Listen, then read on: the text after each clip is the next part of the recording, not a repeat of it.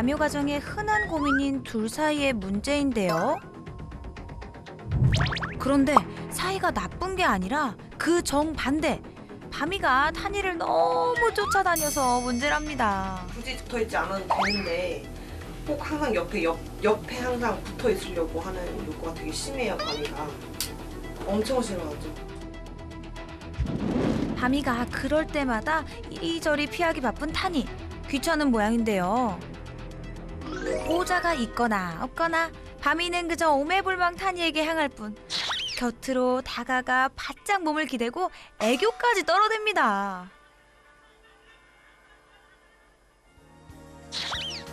하지만 이런 밤이를 뒤로하고 바로 주랭랑치는 탄이. 탄이야, 너 너무 매정한 거 아니니? 탄이를 너무 좋아해서일까요? 밤이가 온후로 6개월째 탄이를 향한 애정 공세는 계속되고 있다는데요.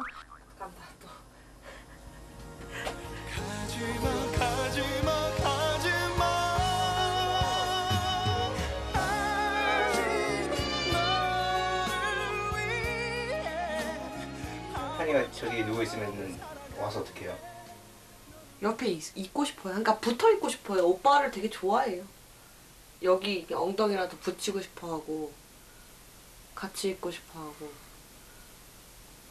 근데 그거를 탄이 안 좋아한다고 그죠? 무조건 싫어하죠. 오빠랑 털까지 하러 갔다 올게. 더욱 걱정인 건 이런 밤이의 행동이 큰 사고로 이어질 뻔했던 게 한두 번이 아니라는 건데요. 탄이가 시야에서 사라지자 바로 움직이기 시작하는 밤이.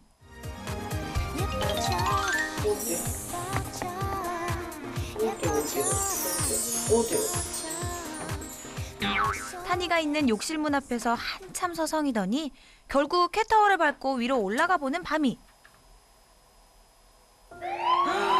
밤이야, 너 뭐 하려고 그래? 그러다 떨어지겠어. 어머머머. 잠시도 기다리지 못하는 건지 이 정도면 애정이 아니라 집착 아닐까요? 보호자님, 고민 인정합니다. 탄이가 이제 밥을 먹으러 가면 자기가 이미 밥을 먹었음에도 불구하고 탄이가 먹으러 가면 또 가요. 가서 이렇게 뭐 많이 먹지도 않으면서 탄이 밥을 약간 좀 이렇게 가로막는 그런 것들. 그런데 사실 보호자가 이렇게까지 탄이를 걱정하는 이유는 따로 있다고 합니다. 탄이에게 무슨 다른 문제라도 있는 걸까요? 목덜미 공격적으로 엄청. 그리 높지 않은 곳에서 내려오는 탄이. 그런데 어쩐지 자세가 어정쩡한 게 어딘가 불편해 보이는데요. 보통의 고양이라면 이 정도 높이에서 뛰어내리는 것은 식은죽 먹기일 텐데. 게다가 평평한 바닥을 걷는 모습도 넘어질 듯 말 듯 조금 이상해 보이네요. 왜 그런 거죠? 사뿐히 걷는 밤이와 비교해봐도 확연히 다른 게 느껴지는데요. 탄이가 정말 고생이 많았겠어요. 잠시 후 캣타워 위에서 안절부절 못하는 탄이. 어떻게 올라가긴 했는데 내려오는 게 불안한 모양입니다.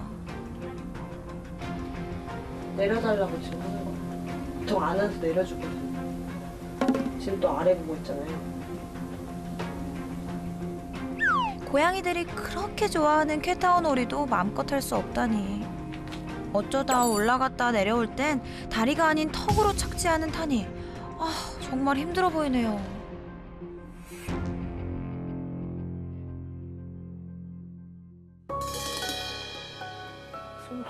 착지를 못해요. 네, 착지를 못해요. 고양이라면 캣타워쯤은 이렇게 수월하게 내려오는 게 정상인데 말이죠. 언제부터 탄이 상태가 이런 거죠? 5개월 정도 된 것 같아요. 네. 처음에 11월 초 시기보다 지금이 조금 더 심하다고 보시면 돼요. 처음에는 이제 눈에 확 띌 정도도 아니었고, 그래서 아마 더 눈치채기가 조금 더 힘들었었는데, 이제 높이 올라가지 않는 거, 착지, 뭐 불가능, 그리고 비교해봤을 때 걸음걸이, 그걸로 좀 알아냈었어요. 다르다는 거. 높은 곳이 아닌 그냥 중간 정도의 높이라도 착지 자체가 좀 불가능한 게 지금 최근에 제일 많이 심해졌고요. 예전에는 전혀 그런 게 없었어요. 불과 5개월 전만 해도 활동적이고 건강했던 탄이. 다리에 이상이 생기면서 걸음걸이는 물론 성격마저 변해버렸습니다. 밤낮 없이 이리저리 활달히 움직이는 바미와 달리 타니는 바미를 피해서 움직일 때를 제외하곤 거의 꿈쩍하지 않았습니다. 예전과는 정말 다른 모습이네요.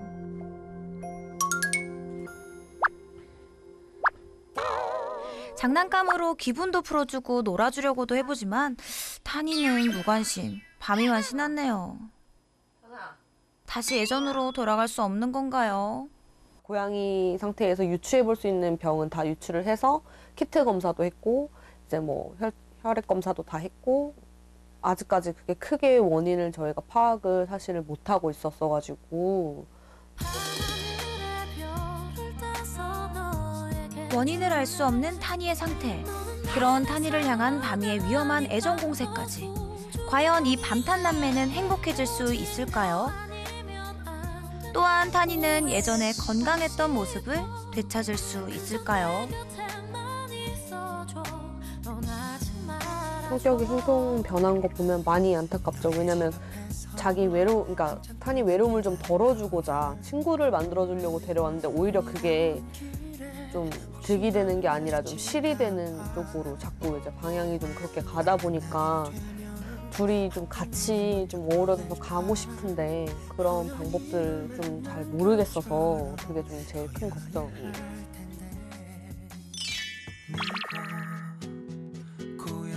고양이 문제로 고민인가요? 고양이 때문에 속상하신가요? 그렇다면 이제 걱정은 그만! 반려묘 행동 전문 수의사 김명철! 고양이 문제 해결을 위해 지금 바로 당신을 찾아갑니다. 렛츠 고! 위기의 밤탄남매를 위해 오늘도 훈훈하게 등장하시는 김명철 선생님. 과연 어떤 해결책을 제시해줄까요? 네. 아, 네. 고양이를 부탁했다고 하셔가지고. 네. 안녕하세요. 안녕하세요. 네.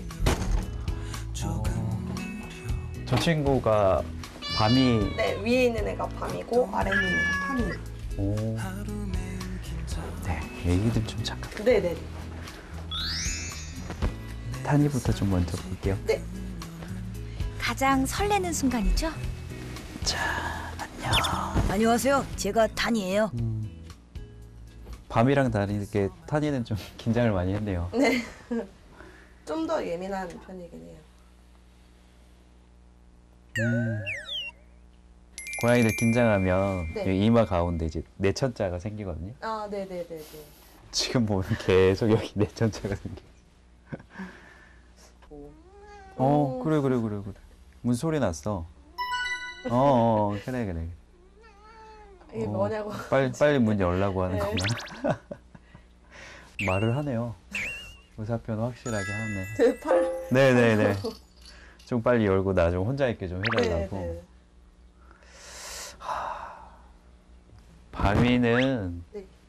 어찌됐거나 지금 많이 외로운 것도 좀 있고요. 밤이도 외로운 게 있고, 네. 그리고 본인이 지금 최대한 많이 뛰어놀 나이인데 네. 그게 조금 부족한 것도 있긴 있는 것 같아요. 먼저 밤탄남매의 문제 영상을 함께 보며 해결책을 하나하나 찾아볼까요? 근데 밤이는 되게 자연스러운 거예요. 아이 지금 집에 있는 자기가 좋아하는 다른 고양이가 있으니까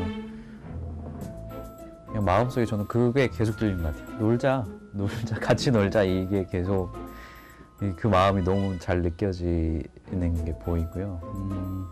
밤이가 타니 이렇게 따라가거나 하면 혹시 혼내세요? 혼내기도 조금 혼내요. 못 가게. 지금 밤이는 혼나야 되는 상황은 아니에요. 전 아이 때 충분히 상호작용놀이 많이 해야 되는 시기거든요. 원래 사회화 시기가 아이들 한 3개월령까지인데 그 전에 왔기 때문에 네네네. 본인이 고양이라는 거 그리고 본인이 해야 되는 고양이 행동을 결국은 타니한테 배웠어요. 그래서 타니가 밤이에게는 약간 친형제 가족 이런 개념이고 뭐 스승이고 이런 상황이기 때문에 당연히 밤이는 지금 상황에서는 타니를 따라다니고 타니가 하는 걸 관찰을 하고 그거에 대해서 본인도 이제 따라서 해보고 그리고 그걸 본인의 것으로 만드는 시기이거든요. 아직까지도. 타니의 탄이에게 애정 공세를 펼쳐 보였던 바미의 행동. 결코 문제는 아니었네요. 그리고 좀 특이한 상황도 관찰됐는데요. 근데 고양이들이 왜 대소변을 이렇게 모래에 묻는지 아세요? 숨기려고? 왜 숨기죠, 그거를? 그것까지 모르겠어요. 왜냐면 대소변 냄새는 다른 동물들에게 냄새가 나면 위협을 받을 수 있거든요. 왜냐면 얘네들보다 더 큰 포식자들이 있으니까. 본능적으로 원래는 그런 걸 숨겨서 최대한 냄새가 안 나게 해야 돼요.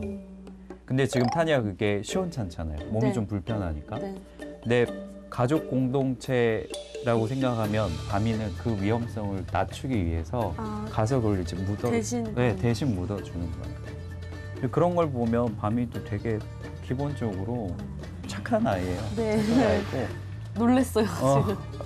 저는 그게 그렇게 해서 해주는 거라고 생각을 못 했거든요. 확실한 건 두 아이는 지금 충분히 친한 상태고, 근데 타니가 필요한 거는 혼자만의 시간과 자기만의 어느 정도 다른 고양이랑 떨어질 수 있는 거리가 필요한 거.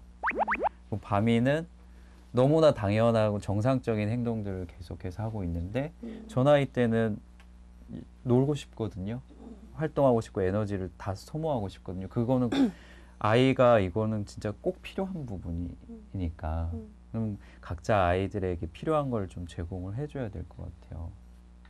무엇보다 가장 걱정인 건 타니의 불편한 다리였죠. 앞다리 좀 거의 힘을 제가 보기에 잘 못 주는 것 같은데. 나도. 11월부터 쭉 지금까지 이제 여기서 절다가 이렇게 절다가 이제 여기도 같이 힘겹게 되고 뭐 이제 어깨 쪽이나 이런 데도 이제 같이 좀 힘이 없어지고 뒷다리도 같이 이제 동시에 좀 전체적으로 이제 걸음걸이가 흔들흔들 거리고 어기적거리는 네, 네. 형태. 보면 오른쪽 앞다리가 제일 불편해 보이긴 하거든요. 네네네. 그렇기도 하고 원래 팔은 여기 근육하고 여기 근육하고 비교를 하면 이쪽 위 근육이 아랫보다는 더 두껍긴 해야 되거든요. 보면 지금 거의 비슷해졌을 것 같아요. 네. 근육이 많이 위축이 된 것 같고. 근육이 거진 없어요. 네. 착지를 할 때 앞다리가 지지대 역할을 해줬어야 하는데 근육이 위축되다 보니 점프를 할 때면 턱부터 고꾸라지는 모습을 보였던 거죠. 타니의 상태 어떻게 해야 하나요? 그리고 그 부분 중에 타니가 이렇게 좀 피해 다니려고 할 수밖에 없는 것 중에 하나는 본인 몸이 불편한 게 있으니까 그러면은 이 몸이 아픈 거에 대해서 정확히 좀 진단을 하고 우리가 치료가 가능할지 이 부분을 먼저 좀 확인을 해보는 게 좀 우선일 것 같습니다. 지금 상황에서는. 먼저 무엇보다 정확한 진단이 필요한 상황, 바로 병원부터 찾았는데요. 정밀 검사를 통해 타니의 상태를 좀 더 자세히 알아보기로 했습니다.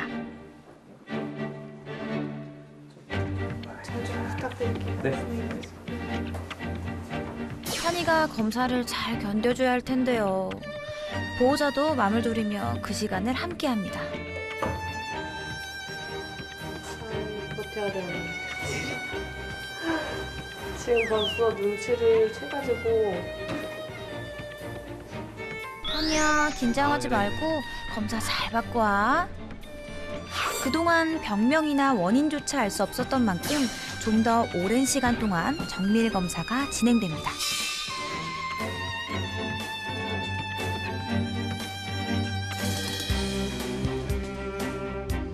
제발 심각한 문제가 아니길. 오랜 검사 시간 동안 잘 견뎌줘서 고마워, 타나.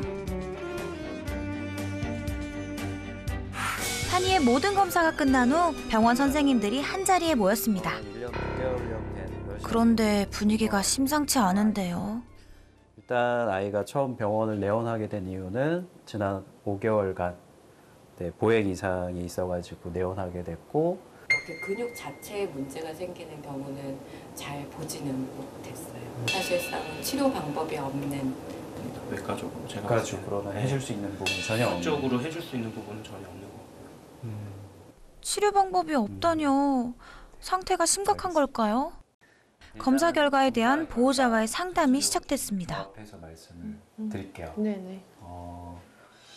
일단은 긍정적인 요소보다는 부정적인 요소가 조금 더 많아요.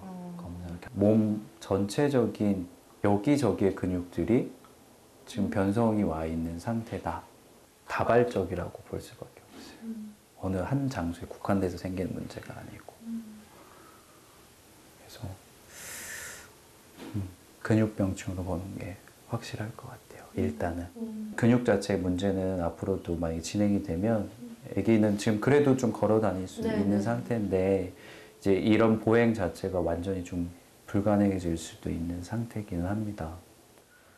그러면 우선 지금 제일 빠르게 해볼 수 있는 거는 통증 약이랑 같이. 통증 약을 일단 계속 유지를 하고 충분히 가능성이 있고 그래도 완치가 될 수 있는 가능성이 있는 부분에 대해서 1차로 좀 투약 관리를 하고 그리고 통증에 대해서 일단은 같이 관리를 하고 여기에 대해서 전혀 반응이 없으면 그러면 그 다음은 면역 억제제 투약 관리해서 아이 상태가 지금보다 나아질 수 있는지 관찰해보는 것도 하나의 옵션은 될 것 같아요.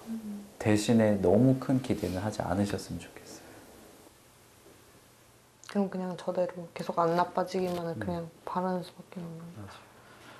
근데 아이 상태가 갑자기 뭐 진행되는 게 안 나빠진다라고 확신할 수 있는 상태는 절대 아니라서. 잠깐만요. 결국 우려했던 일이 벌어지고 말았습니다. 일단은 탄이가 지금 아프다는 건 우리가 받아들여야 되는 부분일 것 같고 몸이 불편하지만 본인이 하고 싶어하는 것들을 어떻게 하면은 그 눈높이에 좀 맞춰가지고 이거를 내가 좀 해줄 수 있을까? 근육이 점점 사라지는 희귀병. 아직 밝혀진 원인이 없어 완치는 어려운 상황인데요. 그래도 탄이를 위해 포기해선 안 되겠죠? 마음이 검사 결과를 들었는데 마음이 좀 사실 편치만은 않아요. 확실하게 완치가 될 수 있는 그런 결과가 아니기 때문에 검사를 통해서 이제 완벽히 이제 근육의 문제인 거를 좀 알았고 이제 거기서 우리가 해볼 수 있는 시도들을 알려주셔가지고 그래도 최대한 나아질 수 있는 방법으로 좀 노력을 해야 될 것 같아요. 원룸이라는 공간 자체를 수직 공간들, 뭐 캣타워라던가 캣선반이라던가 이런 것들을 충분하게 만들어주면 또는 수물 공간도 추가로 만들어준다고 하면 두 아이가 생활하기에는 크게 불편함이 없을 것 같습니다. 시간을 들여서 놀이를 해주고 또한 공간을 만들어주고 한다면 원룸에서도 뭐 두세 고양이가 생활하는 것은 가능하다고 봅니다. 분명 보호자의 노력이 필요합니다. 며칠 후 선생님이 다시 탄이네를 찾았습니다. 안녕하세요. 안녕하세요. 탄이를 위해 해줄 수 있는 도움을 주고자 다시 방문한 건데요. 탄이도 여전히 저기 처음 봤던 거랑 똑같은데요. 항상 저 자리 지키고 있어요. 본인이 지금 자기 공간으로 쓰는 게 요만큼밖에 지금 안 되잖아요. 네. 좀 마음 편하게 쓸 수 있는 공간이. 그래서 이 공간보다는 좀 더 훨씬 넓게 그리고 평소에 본인이 좋아했던 공간으로 탄이가 사용할 수 있는 공간을 좀 만들어줄 건데 요 너머의 공간으로 베란다. 그 공간을 좀 사용을 하겠습니다. 네, 알겠습니다. 몸이 불편한 탄이를 위한 공간이 있다면 더욱 좋겠죠? 안에 좀 어떤지를 볼게요. 지금 짐이 좀 많아가지고 이거를 다 좀 치우고 조금 치우고 해야 될 것 같아요. 자기만의 독립 공간 없는 원룸에서 게다가 에너지 넘치는 바미의 과한 애정 공세까지. 아픈 탄이에게 정말 힘든 시간이었겠죠. 저 진작에 치워놨어야 되는데 청소 잘 안 하시죠? 그렇게 직접적으로 얘기를 해주시면 당황스럽네요. 잡동사니만 쌓여있던 베란다가 탄이의 소중한 장소로 변신! 몸이 불편한 탄이가 이 공간에서만큼은 편히 쓸 수 있겠죠? 탄이가 바미를 피하지 않네요? 이게 웬일이죠? 탄이에겐 자기만의 공간을, 바미에게는 충분한 놀잇감을 줬더니 서로가 한결 편해졌다는데요. 이렇게 건강하고 행복한 밤탄남매로 오래오래 살아가길 응원할게요.